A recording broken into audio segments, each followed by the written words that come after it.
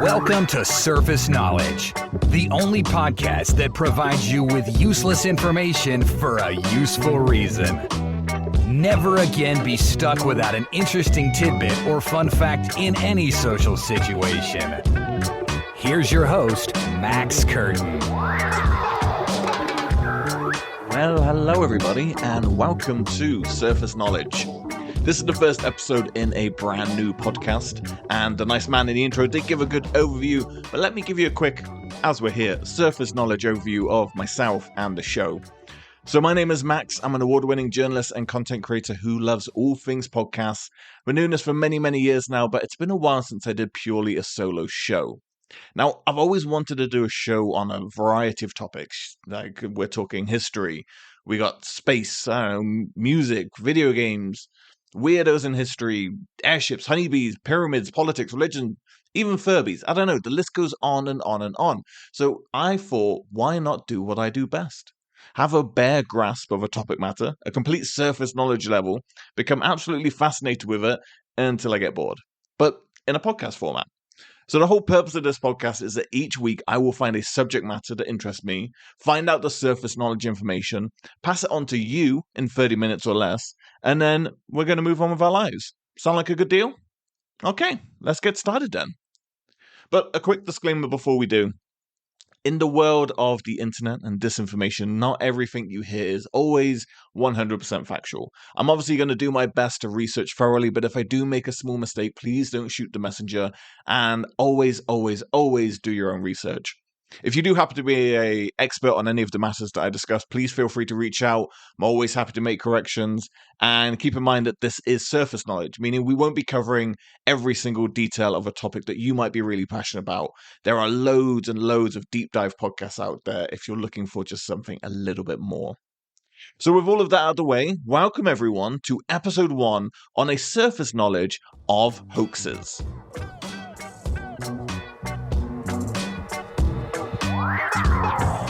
Probably a good starting point then is, what is a hoax?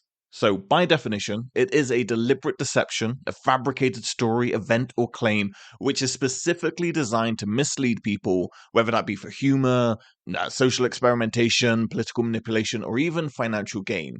Hoaxes are usually short-lived. They get debunked pretty quickly when the evidence contradicts them or something just becomes a bit obvious.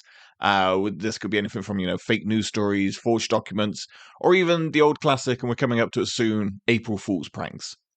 And I do want to make a distinction as well, because quite often people get a conspiracy theory that's confused with a hoax.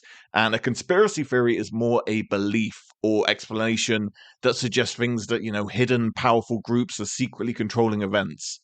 When it comes to the comparison, unlike hoaxes, conspiracy theories often persist despite the contrary evidence that gets proven to discredit them. And they evolve over time as believers kind of reinterpret new information to help kind of fit the narrative.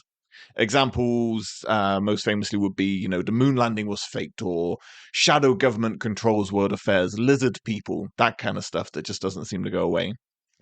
Now, with hoaxes, people have always been kind of fascinated, with the possibility of something extraordinary beyond the mundane. Things like the Loch Ness Monster or crop circles.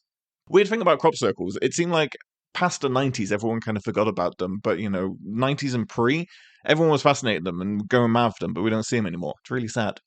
But what is it specifically about hoaxes that make them so appealing to not only people that make them, but the people who believe them?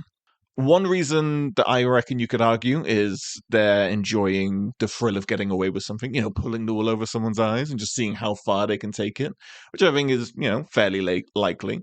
For others, it's that kind of sense of power that comes with being able to shape public opinion. Even policy has been shaped by hoaxes in the past. But it's not just people who create the hoaxes that are responsible for them. There are no hoaxes if we didn't believe in them, if we didn't pay attention to them. So the public fascination is just as interesting, with the extraordinary ways that has led people to believe in crazy things. Alien abductions, Bigfoot sightings, all of these can kind of be classified in hoaxes. One of the most famous examples, before I get into more specific hoaxes for our history, the one that I feel a lot of people are going to know is the War of the Worlds radio broadcast. This was a Halloween episode of the radio series The Mercury Theatre on the Air, and it was directed and narrated by Orson Welles. And it was a fictional dramatization of a Martian invasion, but it was so realistic that it sparked widespread panic, with people fleeing their homes and even attempting to take up arms against the supposed invaders. Now, the origin of the actual word hoax can be traced back to the late 18th century, which in my lovely homeland of England. The term hoax is thought to come from the verb hocus, which means to cheat or to impose upon. Hocus was a slang term used back then by con artists and magicians to distract their victims with the patter or other means while they were, being robbed or tricked. Now, when we talk about hoaxes through history, I found some really cool ones that I wanted to chat about and share with you, and just kind of go through roughly 3 stories, and then I got some fun facts at the end. But these are the ones that kind of really jumped out to me. And the first one, there is the Great Moon Hoax of 1835. Now, all of this started with the New York Sun. It's a newspaper that published a series of articles that claimed that famous astronomer Sir John Herschel had made an astounding discovery. According to the articles, Herschel had peered through his telescope and found life on the moon. These articles described all sorts of fantastical creatures on the moon. We're talking unicorns, winged humanoids, and they even had beavers that walked on 2 legs. The moon was said to have lush vegetation, it had oceans, and even entire cities that were filled with strange beings. Now, these articles were so detailed and convincing that many people believed them to be true. The New York Sun saw a massive increase in sales and became one of the most popular newspapers in the country at that time.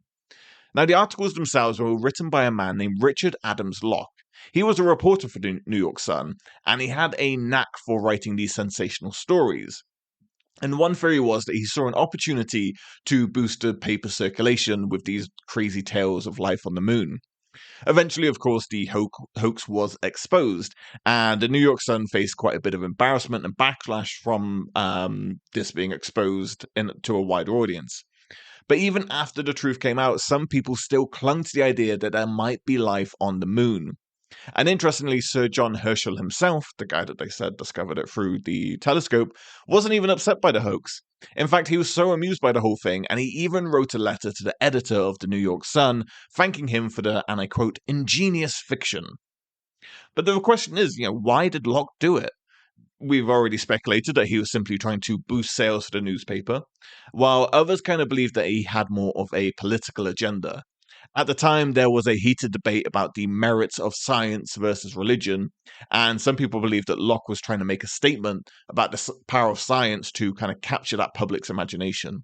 When you think about it, the Great Moon Hoax back in the 1800s had such a lasting impact on pop culture. It inspired countless works of science fiction and fantasy literature, as well as films, TV shows, and other media that kind of showcased that there could be life outside of our own and life on the moon. So, love this story. I thought it was a really interesting hoax, and we'll never know why Locke did it, but it's fun to guess and presume.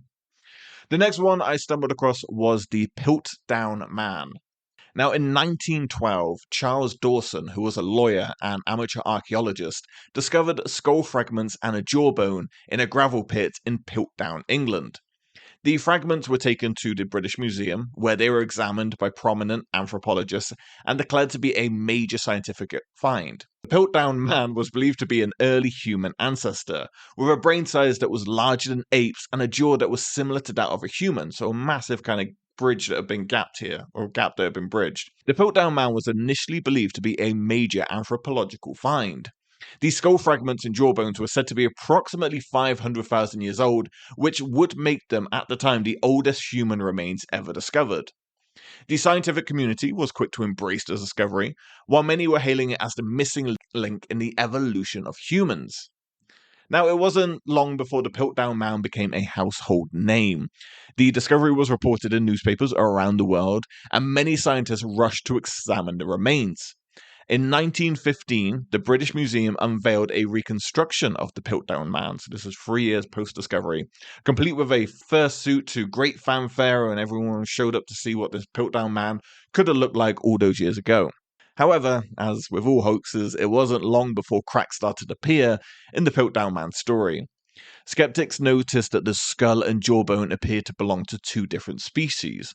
Others pointed out that the teeth in the jawbone had been filed down to make them appear more human-like. Despite the doubts, it was more than 40 years for the truth to come out. In 1953, it was revealed that the Piltdown Man was a hoax. The skull was a human cranium combined with an orangutan jaw stained with iron to make it look old. It was an incredible forgery that had fooled the scientific community for decades. 40 years is insane. The discovery of the Piltdown Man was a major blow to the field of paleoanthropology. It delayed the acceptance of other important discoveries, such as the Tawang child, which was a skull of a child that was discovered in South Africa in 1924 and later confirmed to be a genuine humanoid fossil. It also led to increased scrutiny of other discoveries, with scientists becoming more cautious about accepting these new finds without doing the rigorous examination, which can obviously lead to huge delays when you're trying to prove certain things. The identity of who the hoaxer was behind the Piltdown Man remains a mystery even to today. Some suspect that Charles Dawson himself, the man who originally discovered the remains, was the perpetrator. Others believe that the fraud was the work of a group of scientists, possibly including Sir Arthur Conan Doyle, who was the creator of Sherlock Holmes, who was a frequent visitor to the site. And in fact, he was one of the most prominent figures to publicly endorse the Piltdown Man, writing about it in his book called The Lost World and promoting it in his speeches and articles. However, when the hoax was exposed, Conan Doyle was one of the first to admit his mistake, and he did publicly apologize for his role in promoting that fake discovery, so who knows? I think one of the most fascinating aspects of the Piltdown Man is how long it went undetected. The forgery was so convincing that it fooled some of the most respected scientists of the time, including renowned anthropologist Arthur Keith. The discovery of the Piltdown Man continues to be studied and analyzed by scientists and historians today. While it may have been a disappointment to learn that the Piltdown Man was a hoax, this also serves as a reminder of the importance of critical thinking and thorough examination of evidence within the scientific community. And even though the Piltdown Man may have been a fraud, I personally think it's kind of a fascinating part of history and, that quest to understand human evolution. The last hoax I wanted to focus on here is the Cardiff Giant, which was a hoax that fooled America back in 1869. So, in 1869, there was a group of men, and they were drilling a well on the farm of a gentleman named William C., nicknamed Stubb Newell. William C. Newell, call me Stubb. And this was in Cardiff, New York, not Wales. I tricked you there. This is when they discovered a 10-foot tall petrified man buried in the ground. This giant had chiseled features, it had an impressive physique, and was believed by many to be the remains of an actual giant that once roamed the earth. Now, news of the Cardiff Giant spread very quickly, and people came from all over to see it. People were paying money to see the giant, and soon it became this massive major attraction. It even caught the attention of famous showman P.T. Barnum, who offered to buy the giant for $150,000, but he was eventually turned down. The giant still exists today, and there's a sign over the Cardiff Giant that states that P.T. Barnum fact, and also includes random little tidbits like taller than Goliath, whom David slew, and David Harum was his godfather. The 10 feet 4 and half inches tall, and I think that's just the most random collection of statements on any sign in history. Anyway, the truth about the Cardiff Giant was far from what people believed. It was, in fact, a gypsum statue created by George Hull, who was an atheist and tobacco farmer who was inspired by a debate. Debate is the wrong word. He had an argument with someone about the David and Goliath story, and in the Bible, stating giants once roamed the earth. So, as any sane person would do, he went the petty route, and Hull had the statue carved in Chicago, then had it shipped to New York, where it was buried on Newell's farm. Hull and his accomplices then waited for the statue to be discovered, knowing that it would cause a sensation, and it did. The Cardiff Giant became a major attraction. It drew crowds in the thousands and earned him a lot of money. The giant was eventually exposed as a hoax, obviously, but not before it had fooled many people. Even after it was revealed to be a statue, some people still refused to believe that it wasn't a real giant. The Cardiff Giant was later sold to the Farmers Museum in Cooperstown, where it remains with that ridiculous sign above it. And one of the most interesting aspects, in my opinion, of the Cardiff Giant hoax is that the role that it did play in science and religion. At the time, there was this great deal of tension between the two, isn't there always? And the discovery of the giant was seen by some as evidence supporting the Bible's claim of giants in the Earth's past. However, the hoax ultimately showed that people could be easily deceived and that critical thinking and skepticism were kind of necessary to separate this fact from fiction. In the end, the Cardiff Giant remains one of the most famous hoaxes in American history, and really a testament to the true power of deception and not only dedication to go for it. So it might not have been a real giant, but it certainly had a giant impact on the public consciousness. Now, when we think of hoaxes, we often imagine someone, trying to deceive others for malicious purposes, which takes up the vast amount of reasons why it's done. However, sometimes hoaxes are created purely for entertainment or to make a statement about a larger issue. In fact, some of the most famous hoaxes throughout history were created for these very reasons. And when we think about it, not all of them are intended to deceive or harm others. But this doesn't mean that we should automatically believe every extraordinary claim that comes our way. It's important to approach these claims with a healthy dose of skepticism and critical thinking. And I know what you're thinking, oh no, he snuck in an ulterior motive and message about the importance of skepticism in the modern age. And you're goddamn right, that's exactly what I've done. So one reason why skepticism is so important is that it can help us avoid falling for scams or hoaxes that are created for these malicious purposes. So many people fall victim to money scams and, taking all their life savings that promise riches and cure ailments with miracle products. And I feel like if we approach these claims with skepticism and do our own research, we can avoid getting taken in by these types of scams. Critical thinking is also crucial when it comes to evaluating extraordinary claims. It's so easy to get caught up in the excitement of a new discovery idea, but it's important to take a step back and evaluate the evidence. When encountering an extraordinary claim, we should be asking ourselves questions like, what's the source of this information? Has it been independently verified? Are there alternative explanations? And by asking these types of questions and doing our own research, we can kind of avoid falling for hoaxes and other types of misinformation that might exist in the world currently. In fact, developing critical thinking skills can help us in all areas of our life. This helps us evaluate political claims or making decisions about our health. Okay? I have successfully dismounted my high horse now. Thank you for listening. Back to the hoaxes. Now, if you can't remember any of the details of those 3 stories, I have some rapid fire fun facts about hoaxes that you can pepper into any situation. Ready? The Fiji mermaid, which is nasty to look at and not sexy in any way, was a monkey's head that was sewn onto a fish's body and was exhibited by P.T. Barnum in the 19th century, and many people believed it to be a real creature from the depths. Google it if you want to, but it is nasty. In 2009, a family falsely claimed that their 6-year-old son, named Falcon, was trapped in a runaway homemade helium balloon. The homemade helium-filled gas balloon, shaped to resemble a silver flying saucer, was released into the atmosphere above Fort Collins, Colorado, by Richard and Naomi Heen. They then claimed that their 6-year-old Falcon was trapped inside it, and the whole world ground to a halt and everyone was watching on the news. Fascinating bit of history now. And nice to see a modern hoax coming into the chat. The Great Diamond Hoax of 1872, that's the Great Diamond Hoax of 1872, involved con men who claimed to have discovered a massive diamond mine in the American West. The hoax caused such a frenzy in the diamond market, but was eventually exposed as the diamonds found were actually ordinary stones coated with a substance that made them appear to be diamonds. And final quickfire fun fact is in 1957, the BBC's Panorama aired a hoax showing Swiss farmers harvesting spaghetti from trees. It was narrated by Richard Dimbleby, and it fooled many Britons unfamiliar with pasta at the time, because it wasn't a very popular food at the time, and hundreds were calling the BBC asking how they can grow spaghetti on their trees, and they were jokingly advised to place spaghetti, because you could get them in like tins, and it just wasn't very nice. You could get finger spaghetti, place it in tomato sauce, and just hope for the best. There we have it. That's the end of episode 1. We are under 30 minutes, as promised. We have explored the wonderful world of hoaxes. We've uncovered some pretty cool examples through history. And remember, always approach extraordinary claim with skepticism and critical thinking to avoid falling for deceptive hoaxes. Unless you fancy a bit of fun, then just dive headfirst into it. Don't listen to me. There are many famous hoaxes that have existed throughout history. Please get in touch with the show and let us know some of your favorite hoaxes, or maybe you've pulled off a couple of your own that you'd like to let us know about. Don't forget to share your newfound knowledge of hoaxes with others. Of course, I want you to take credit for these fun facts. Look like the intelligent, brilliant geniuses that you are.